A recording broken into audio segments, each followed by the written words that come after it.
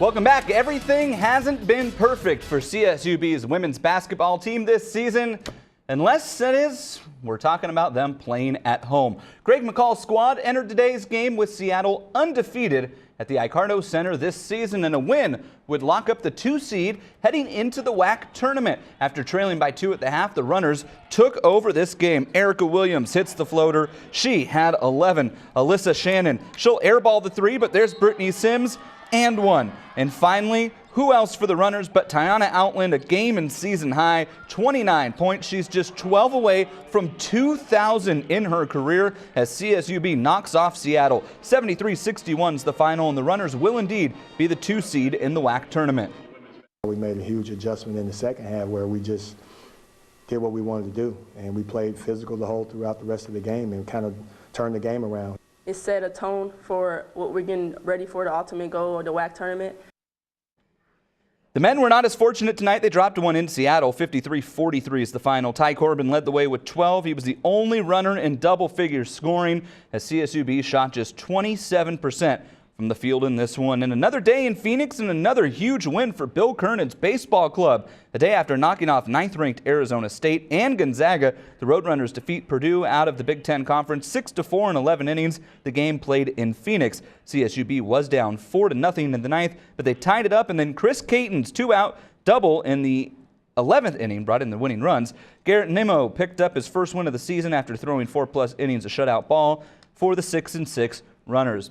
The whirlwind, historic season for Bakersfield College's women's basketball program. It continued tonight. The Renegades opened the doors to the Gil Bishop Sports Center and hosted Mount San Jacinto. BC led by as much as 10 in the first half of this game, and things stayed pretty much under control for the Gades from there.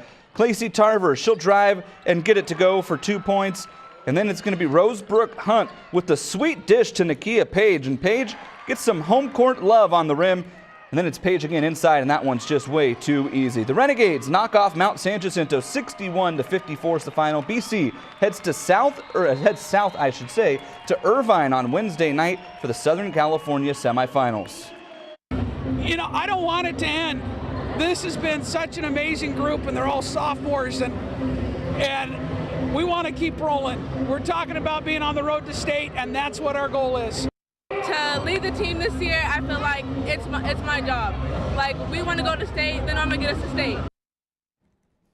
High school soccer in the Central Section Division I Boys Championship today. Liberty went up to Fresno. They played Buchanan. The Pats put up a fight, but Buchanan won it in overtime, 1-0 the final. The Condors on home ice. They are hosting division leader Idaho. This game, a rivalry, and you can see why here. It didn't take long for things to heat up. 30 seconds into the game, Gabriel Verpas and Devin Diomet get into it. Some bad blood boiling over from earlier in the season between these two teams, and some good punches landed there at the end by Verpas. Then the scoring started. First for Idaho, Colton Beck left unattended and rifles one off the iron and in for the game's opening goal. But the Condors answered back quickly. Just a few minutes later, Sebastian Sylvestre puts the brakes on. The wicked fake and finish. We had to leave this one early, but the Condors blew a 2-1 lead late in the game, and they lose it 3-2 in a shootout. The inaugural Winter Showdown at Kern County Raceway Park will have to wait another day. The race undercard, the Lucas Oil Modifieds, got its portion of the show in. Dylan Capello, you see him there, he picked up the win. But then this happened.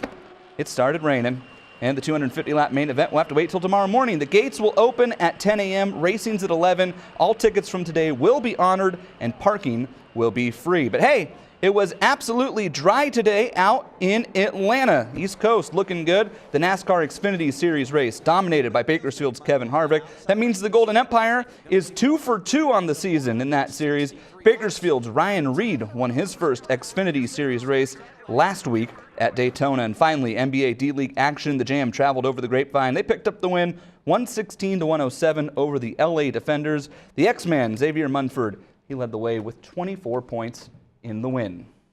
All right, looking good. Thanks so much, Jason. Thanks. The inaugural Winter Showdown was supposed to bring droves of fans to the eastern edge of Kern County for one of the richest short track races in America. Instead, it brought rain. The weather forced the race that was supposed to happen in February to be moved to March. Yeah, that's just one day apart, but still, with the sunshine out today, you couldn't ask for better conditions to run 250 laps for the cash.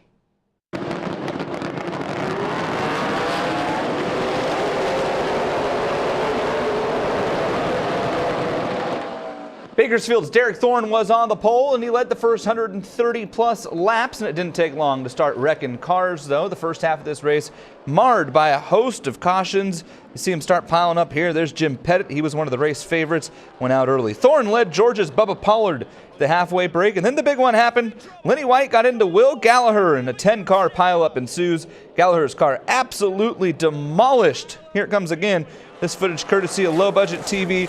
Jonathan Gomez, Donnie St. Hours, Brandon White, Tracy Boland, just a few of the drivers taken out, but everybody was okay. The ensuing restart, Pollard beats Thorne to the line. He'd eventually clear the two-time SRL champion, and Bubba Pollard traveled 2,500 miles from Sonoa, Georgia for this race. He'll take back with him $25,000, and I kid you not, he left the track and went straight to Vegas with that money. Good for him. Pollard beat 16-year-old Dalton Sargent out of Florida, and Derek Thorne to win the inaugural Spears Winter Showdown. This place is aero-sensitive. It's a big, long racetrack, and you know, we made some adjustments there at the break. I felt like that definitely helped our car to make the pass on him there at the end. To say I'm not disappointed would be a lie. You know, to come here, we wanted the inaugural win. We got the pole. We won our heat. I just can't thank Byron and Carol Campbell enough for the opportunity to be here and race. I kind of feel like I let them down a little bit. From the west side of Bakersfield to the east side of the United States, it wouldn't be a stock car race without the rain this weekend, apparently. And in the Sprint Cup Series race in Atlanta, Austin Dillon got a little yard work in. 69 laps to go. Denny Hamlin gets loose off of turn 2. He takes Ryan Newman, Jamie McMurray, and four-time champion Jeff Gordon out with him. That ended all of their afternoons.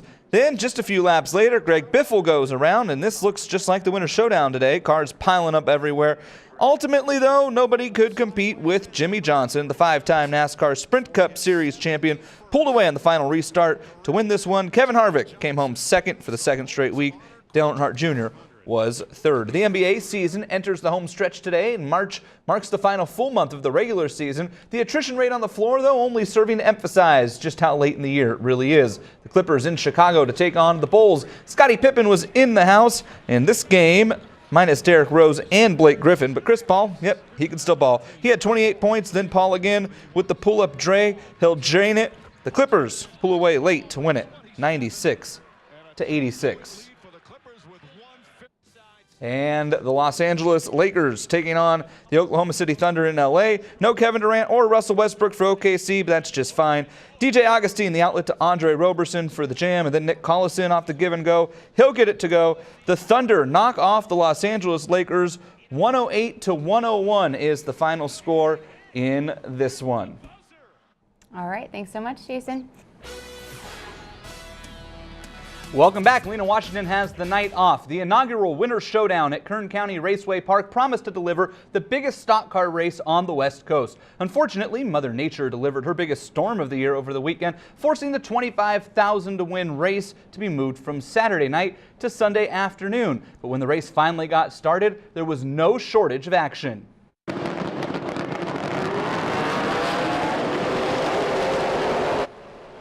The early portion of this race was marred by a host of accidents. One of the race's favorites, Jim Pettit, a multi-time series champion, fell victim in this accident. You can see the damage there. Bakersfield's Derek Thorne dominated. He led every lap to the halfway break, but then the big one happened. Just past lap 130, Lenny White and Will Gallagher came together. Gallagher spins back into the field. He takes 10 cars with him. Take a look at this one again. This video courtesy of our friends at Low Budget TV. Everybody in this crash, however, would be okay. Following a pair of lengthy red flags, Bubba Pollard would take the lead from Thorne on the inside going into turn 1, and he'd never look back. Pollard traveled 2,500 miles from Sonoa, Georgia, and he's taken back with him $25,000. Bubba Pollard wins the Winter Showdown. 16-year-old Dalton Sargent of Boca Raton, Florida, was second, and Derek Thorne fell back to third. We built a brand new race car to come out here, built this thing in 2 weeks, and it's been fast for us. It was fast when we unloaded. Just can't thank my guys enough for all their hard work. We ended up taking and having a guy with some oil problems or something not too far into the second half of that race, and I was right in it and to chase up the track a little bit, opened the hole up for the 26. He squeezed by, and it was kind of the end of the story after that. Well, they say to be the best, you have to beat the best. And that was certainly the case on Saturday as Liberty's boys soccer team headed north to Clovis for the Central Section Division I championship game. The Pats taking on defending D1 champ Buchanan, and goalie Trevor Peterson was on his A game for Liberty. The Patriots keeper came up big time and time again, but there's nothing he could do here in overtime. The first and only goal of the game is a beauty. Brandon Goldman's first goal of the season for the senior, and it couldn't have come at a better time. Buchanan goes back-to-back with the 1-0 win over Liberty. Oh, that's a heartbreaker. It's a tough way to end the season, but at least they got there. They got there. Yeah. You lose 1-0 to the defending champions. You can't really hang your head too much about And that. that was No. a wicked little curveball. That was guy an kicked in incredible there. shot. Do you Yeah, see the curve yeah. on that? Oh, Bend it yeah. like Beckham. Yeah, no doubt. Okay, All right, thanks a lot, thanks. Jason. The Condors back at it tonight, and there's a chance you can go to the game for just $1. We'll explain. Plus, it was the kick heard round the world. Now, James Harden paying the price. Sports is next. Welcome back. Lena Washington has the night off. The season hasn't gone to plan for the Bakersfield Condors. A host of injuries and midseason call-ups has left the Condors struggling to put check marks in the win column. But here they are, still the funnest team in hockey, and tonight you can go have fun with them too, especially if you're a high school or college student. If you show your school ID at the box office, the Condors will sell you a lower level ticket for just $1. You can't beat that deal. Bakersfield takes on Alaska at 7 o'clock tonight at Rabobank Arena. The Aces are one place ahead of the Condors in the Pacific Division. And in the NBA, the Houston Rockets star James Harden has been suspended by the league for one game because of this: a kick to LeBron James's groin in yesterday's win over the Cavs. Harden will miss Tuesday's matchup with Atlanta. It will be the MVP candidate's first missed game of the season. In the NFL's never-ending quest for global domination, the league celebrated Franchise Tag Day today. No, it's not really a day, but this was the last day teams could place the tag on soon-to-be free agents. 5 players were tagged. The biggest names include a pair of All-American, or All-Pro receivers, I should say, and Des Bryant of the Dallas Cowboys and Demaryius Thomas of the Denver Broncos. Denver chose to keep Demaryius over tight end Julius, no relation. Chiefs Pro Bowl linebacker Justin Houston, Giants defensive end Jason Pierre-Paul, Patriots kicker Steven Gostkowski were all tagged, as well as Miami's tight end Charles Clay. The franchise and transition tags force a free agent player to stay with this team for another year. All 6 players hit with the tag get to stay home, but Ndamukong Suh could be on the move. The Detroit Lions did not place the tag on him. It would have cost them $25 million plus against the salary cap. That's a lot of money. Suh could still return to Motown, but he's now free to sign anywhere, including with Jim's Denver Broncos if they wanted. No thanks. Nope. Okay. No thanks. All right. Thanks, Jason. But thank you. And we'll be back after the break. CP3 and the Clippers head north to Minnesota to battle KG and the T-Wolves, and we'll have the highlights. Plus, Condors and Aces and goals. Oh my! If you're a fan of scoring, you won't want to miss this one. The Condors battle Alaska. Next in sports. Welcome back. Time for sports. Lena has the night off. It's been colder than normal inside Condors town of late. The team's plummeted to the bottom of the Pacific Division standings thanks to a rash of injuries and midseason call-ups. But the team looked to right the ship tonight with Bakersfield hosting the Alaska Aces at Rabobank Arena. First period, and well, this didn't take very long, did it? Chris Francis is 19th of the year, and Alaska leads 1-0 just 54 seconds into the game. The Condors did not have a shot the first 11 minutes of the game. Wayne Gretzky once said you miss 100% of the shots you don't take, and someone must have told that to the Condors. Jordan Kramer gets them even at the end of the first period. Alaska took a 3-1 lead early in the third, but the Condors rallied to tie it on Ryan Watson's tip-in here. That's his second goal of the night. But just minutes later, the Aces answer with a brilliant pass that sets up Brian Cameron. He goes glove side to beat Maxim Lagasse, and it's 4-3 Aces. Last chance for the Condors on a power play. The goalie's pulled, 2-man advantage. Well, it works. CJ Ludwig evens this one up, and after a scoreless overtime period, we're going to a shootout. The fans are digging it. Through 6 rounds of the shootout, we're even at 3. Every time the Aces would score, the Condors would come right back, and they'd even this thing up. It went back and forth and back and forth and back and forth and back and forth, and it seemed like it was never going to end until finally Maxim Lagasse puts a stop to the madness, and he got revenge on Cameron with that stop in the 7th round. It sets up Chase Shaber. It's his first game back from a long injury absence, and Shaber, money. He's the hero, and the Condors are finally back in the win column with a relieving 5-4 shootout victory. NBA action now. The Clippers in Minnesota to take on Kevin Garnett and the Timberwolves. Check out Chris Paul. Man, this guy is unbelievable. DeAndre Jordan reaping all the benefits with the reverse jam inside. And then Paul, once again, come on now. Come on. Chris Paul. He is just so good. 26 and 14 for Paul. T-Wolves on the break. Here's Zach LaVine. He was the slam dunk champion. That's why he was the slam dunk champion. KG all fired up, but in the end, Clips just too much. DeAndre Jordan gets the block. Austin Rivers will go coast to coast, and the Los Angeles Clippers win it 110-105. And from Saturday now, Liberty taking on Buchanan in the Central Section D1 Boys Soccer Championship.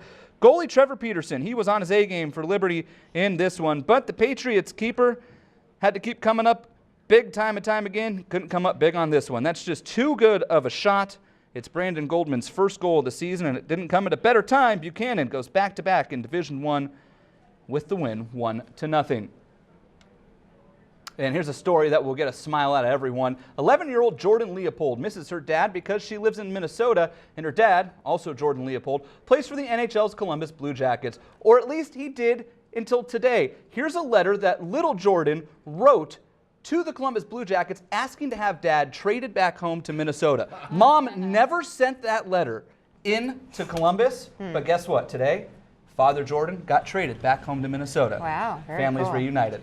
How cool is that? Yeah. That is pretty neat. And she Who would didn't have have thought? to do anything She wrote the else. letter, Mom didn't send it in, and a couple positive. weeks later, off he Positive goes. thinking. Yep, Yeah. absolutely. All right, thanks.